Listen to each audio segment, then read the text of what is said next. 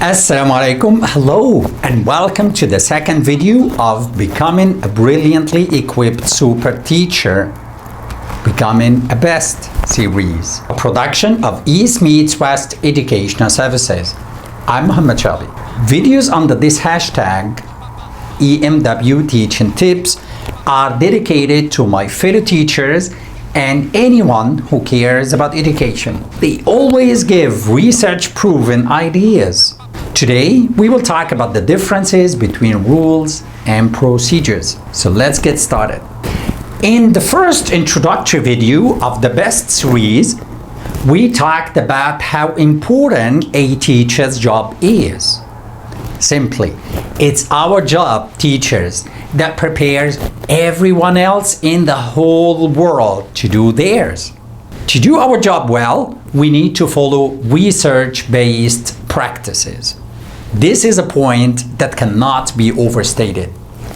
Talking about research in education, we mentioned an extensive meta-analysis that studied 11,000 pieces of research spanning 50 years.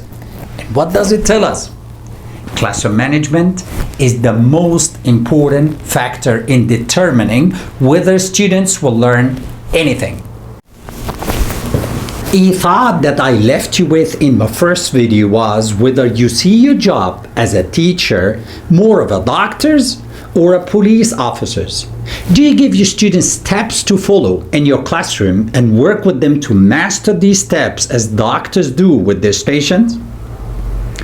Or do you give them orders and penalize them if they don't obey these orders as the police do? You need to answer this question to become a best. The correct answer is your job as a teacher is a bit of both, a doctor's and a police officer's. Listen well, please. We teachers resemble doctors in that we should have procedures to teach our students to do things the way we want. And we resemble the police in that we have rules to stop them from doing other things we don't want. Let's talk about the differences between the two, procedures and rules, in more detail.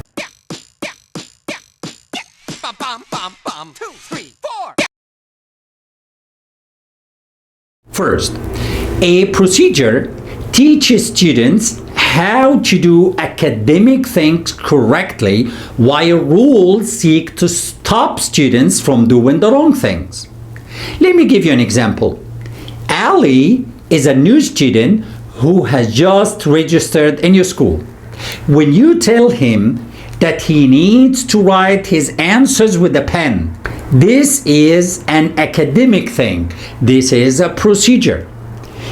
When you tell him that he cannot call students a name or else he takes a warning, this is stopping him from doing something wrong. This is a rule. Again, procedures teach academic behavior and rules stop students from doing the wrong things. Second, procedures don't have positive or negative consequences, but rules do have both negative and positive consequences. If Ali doesn't answer with a pen, you don't penalize him. Just like a doctor, you simply tell him again and again and again to follow the procedure. Also, if Ali does write with a pen, you don't reward him. No positive consequences either. Simply, this is similar to a doctor who explains to his or her patients how to take the medicine.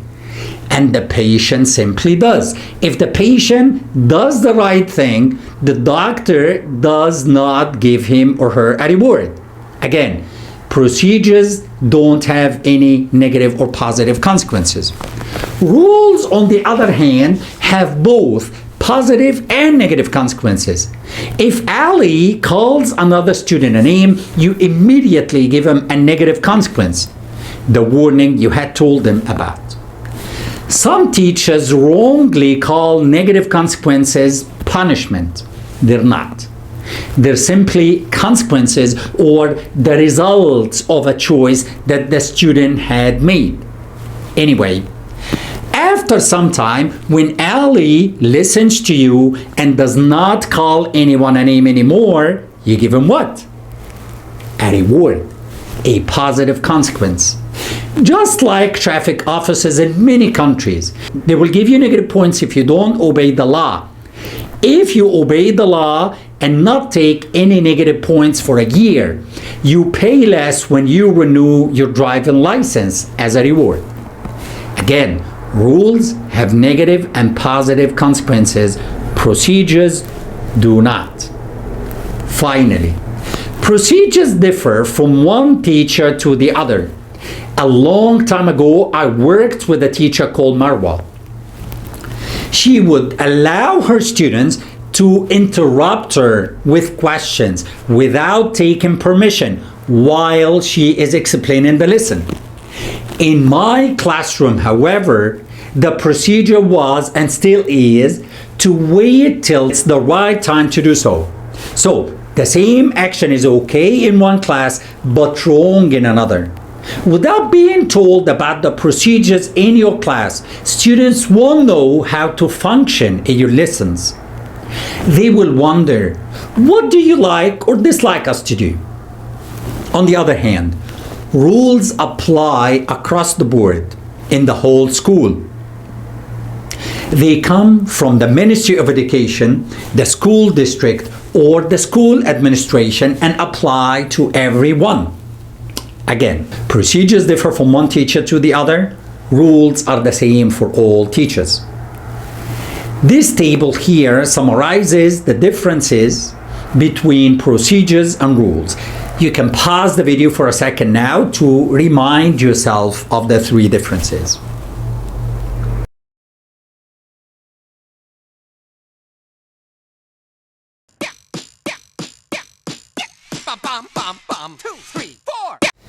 It's sad that many teachers never heard of the differences between procedures and rules. Some haven't even heard of procedures at all. They only know rules. And unfortunately, to many, the word rules means violence. If they have good intentions, those teachers who resort to violence to manage their students' behavior, like this teacher in Iraq, are inefficient at best. To those teachers, everything in a classroom, academic or behavioral, is a problem that is violently solved by yelling, shouting, humiliating, and calling students a name, or even punishing students physically. In Egypt, in 2008, a teacher, blind by his anger and the stress that the lack of having a disciplined class provokes, even killed the student. In the absence of hard and fast rules, this hostile attitude by some teachers is met by retaliation on the students' part. Sometimes they take it out on their classmates in the form of bullying or even worse. Stabbing a schoolmate to death has occurred repeatedly in the Arab countries in the past decade.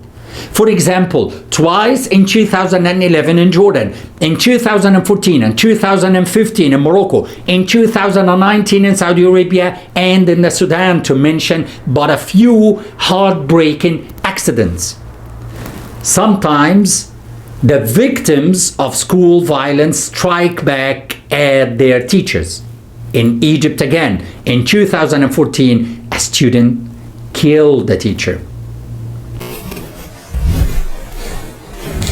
If students cannot take revenge, they hate the teacher, they hate the subject, and they hate the school. In an environment like this, do you expect students to learn anything really? Do you expect to raise a good child mentally or emotionally? Do you expect this child to be a good citizen when he or she grows up?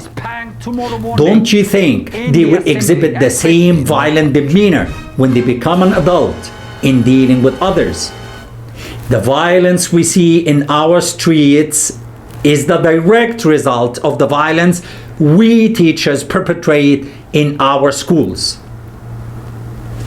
If you have classroom management issues, you're not alone. Classroom management problems are not a new thing. Neither do they mean that you're not a knowledgeable teacher when it comes to your subject matter. It's a chronic problem that teachers have always faced. History tells us about wonderful people who mastered the fields but failed as teachers. Henry David Thoreau and Philip Frono, who both lived in the 19th century, were two of America's all-time best poets, and they quit teaching.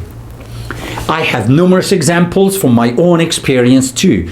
In the 2000s, when I first started teaching, I knew 3 excellent teachers, language teachers from the UK, who quit teaching because they couldn't solve the classroom management problem.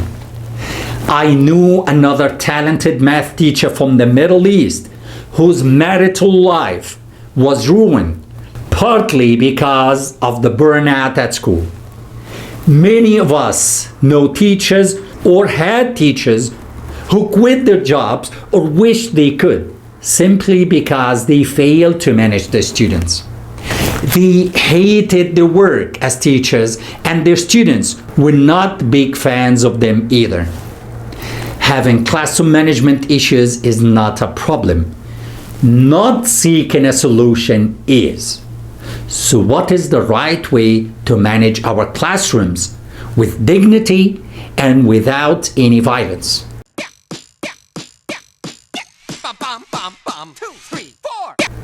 The answer is that every teacher has to use both rules and procedures to manage the classroom aptly and with dignity.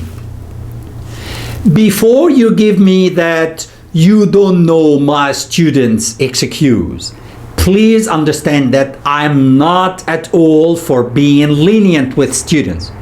Conversely, in developing countries where the chaos in society reflects negatively on schools, being non-assertive is not the name of the game.